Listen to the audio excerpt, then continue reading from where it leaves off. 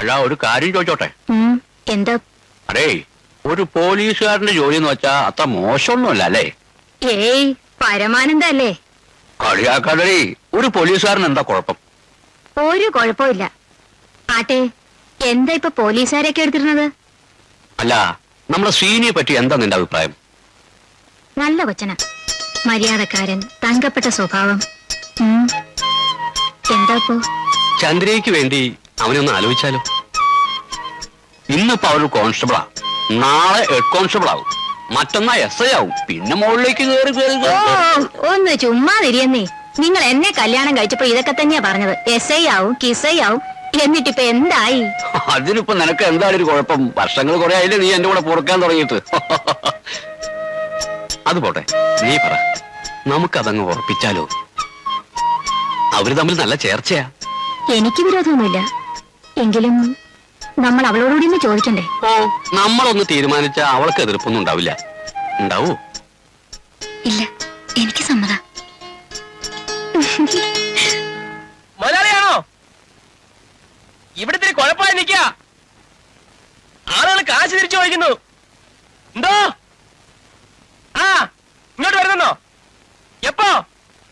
രാത്രിയോ? ആ, ശരി ശരി, വെക്കട്ടെ. ആ,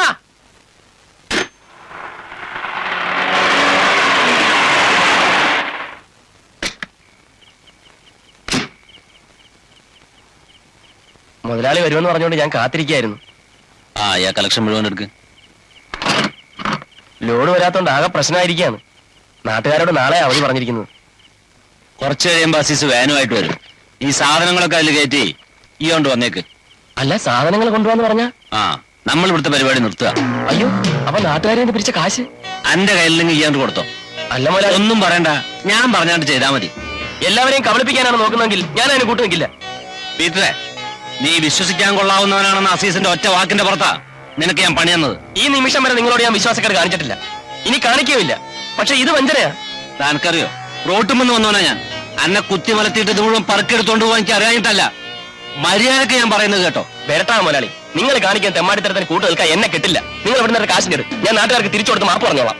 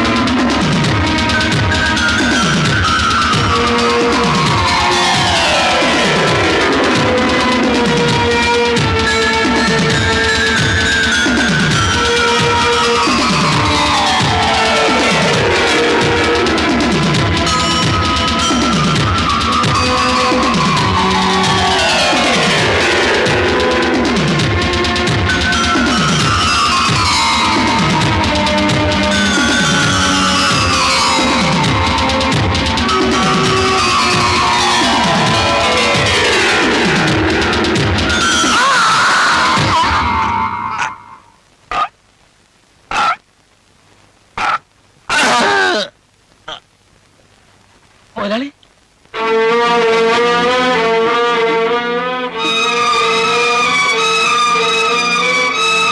മുതലാളി,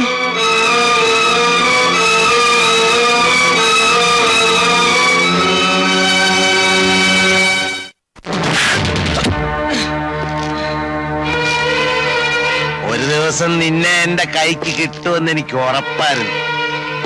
പാല് തന്ന കൈക്ക് തന്നെ കൊത്തി സ്വന്തം മുതലാളിയുടെ വള്ളയ്ക്ക് തന്നെ കത്തിക്കേറ്റില്ലടാ. സത്യം പറ, എല്ലാം മനസ്സിൽ ഉറപ്പിച്ച് പ്ലാനിട്ടല്ലേ നീ അയാളെ വിളിച്ചു വരുത്തിയത്? അല്ല സാർ, അയാളെ കാശും എടുത്തോണ്ട്. അയാളുടെ കയ്യിലെ കാശും പിടിച്ചു പറിച്ച് നീ ഓടാൻ ശ്രമിച്ചു. അയാൾ വിടില്ല എന്നായപ്പോ നീ കത്തിക്കേറ്റി. അതെന്താ സംഭവിച്ചത്? സർ, ഇനി അയാളെ തല്ലരുത്.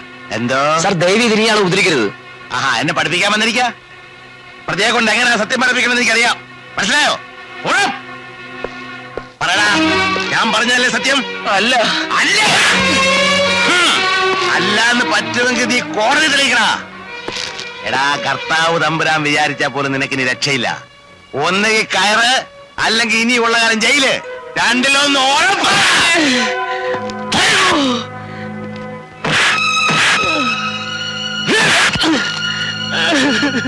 ഓ, തല്ലി ചതച്ചൊരു പരുവാക്കിയില്ലേ അവനെ. നീ നോക്കിക്കോ, ഈ കരിമ്പാറ പുഴുത്തേ ചാവും. പീറ്ററിന് ശിക്ഷ കിട്ടുവോ? കിട്ടാതെ എങ്ങനെയാ? തെളിവുകളൊക്കെ അവനെതിരല്ലേ. അതും പോരാത്തേന കരിമ്പാറാണ് റിപ്പോർട്ട് ചെയ്തിരിക്കുന്നത്. അങ്ങനെ ഇങ്ങനെയൊന്നും ഊരാൻ പറ്റില്ല. പിന്നെ ദൈവാധീനം ഉണ്ടെങ്കിൽ എന്നാലും പാടാ. പീറ്റർ പറഞ്ഞായിരിക്കും സത്യം, എനിക്കത് ഉറപ്പാ. ആ, പ്രതിയുടെ മൊഴി അടിസ്ഥാനാക്കി കേസ് വിധിക്കുന്ന സമ്പ്രദായം ഈ നാട്ടിലില്ലല്ലോ. എന്തോ ഒന്നും എനിക്കറിയില്ല. ആ, അയാളെ വെറുതെ വിട്ടാ മതിയായിരുന്നു. എന്തായാലും നാളെ കോടതി കൊണ്ടുവല്ലേ. ദൈവം രക്ഷിക്കട്ടെ.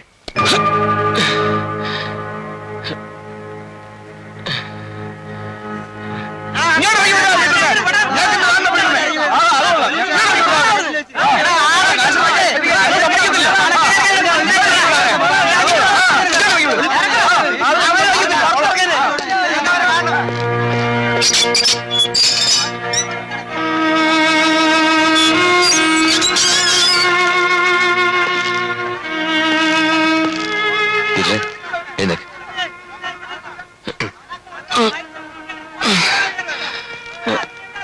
ചായ കുടി.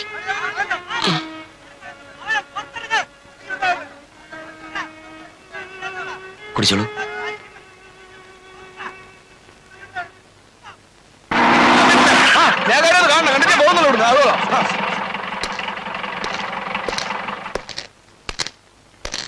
എന്താണ് അവിടെ ബഹളം? സാർ ഞങ്ങൾക്ക് പീറ്ററിനൊന്ന് കാണണം സാർ. ഞങ്ങളുടെ കാശ് വാങ്ങിച്ചോളുമ്പോ ഞങ്ങൾ അങ്ങനെ സമ്മതിക്കത്തില്ല. നിങ്ങൾക്ക് എന്തെങ്കിലും പരാതി ഉണ്ടെങ്കിൽ കോടതി ഇപ്പൊ പറയണം.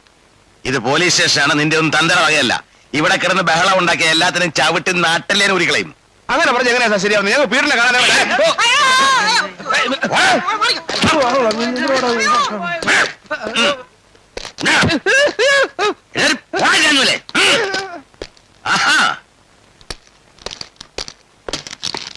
സാർ, എന്താടോ?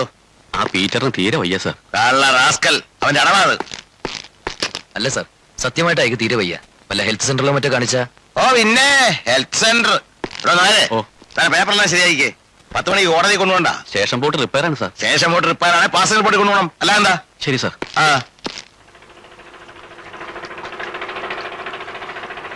അച്ഛാ, അച്ഛാ, എന്താ എന്താ മോളെ? ആ ബോട്ട് നിർത്തിക്കേ. അച്ഛാ, ബോട്ട് നിർത്താൻ. എന്തിനാ? അമ്മ കിണറ്റിക്കരെ തലചുറ്റി വീണു. എവിടെ വീണെന്ന്? അയ്യോ, അമ്മ കിണറ്റിക്കരെ തലചുറ്റി വീണെന്ന്. അത് നീ എന്നോട് വന്ന് പറഞ്ഞാൽ എങ്ങനെയാ? ഞാൻ ഡ്യൂട്ടിയിലല്ലേ. വൈദ്യുതി ചെന്ന് വിളിക്കേ. വൈദ്യുതി വിളിച്ചാൽ പറ്റത്തില്ല. അന്ന് ഡോക്ടർ പറഞ്ഞതല്ലേ, ഇനി തലചുറ്റി വരുമ്പോ കൊണ്ട് ചെല്ലണമെന്ന്. ഞാനിപ്പോ എങ്ങനെയാ മോളെ വരുന്നത്? അത് പറ്റില്ല. അച്ഛൻ ബോട്ട് അടുപ്പിക്കും. സാർ, ബോട്ട് അടുപ്പിക്കാം. ആ ബോട്ടൊന്ന് അടുപ്പിച്ചേ.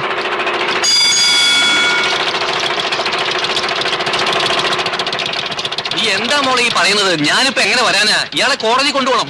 അതൊന്നും എനിക്കറിയാൻ വയ്യ. അച്ഛൻ അവിടെ വരെ ഒന്ന് വന്നേച്ചു പോ. അതിപ്പോ അങ്ങനെ പറഞ്ഞാൽ എങ്ങനെ? സാറ് പൊക്കോളൂ, ഇവനെ ഞാൻ കൊണ്ടുപോകலாம். വീട്ടിലും ആരും ഇല്ലല്ലോ. അത് ശരിയാവൂ. ഒരു കുഴപ്പമില്ലെന്നേ. എന്നാൽ ഞാനൊന്ന് വീട് വരെ പോയിട്ട് വരാം. നിന്റെ പുറകെ തന്നെ ഞാൻ കോടതിയിലേക്കാം. ഈ ഫയൽ വെച്ചേ. ശരി സാർ.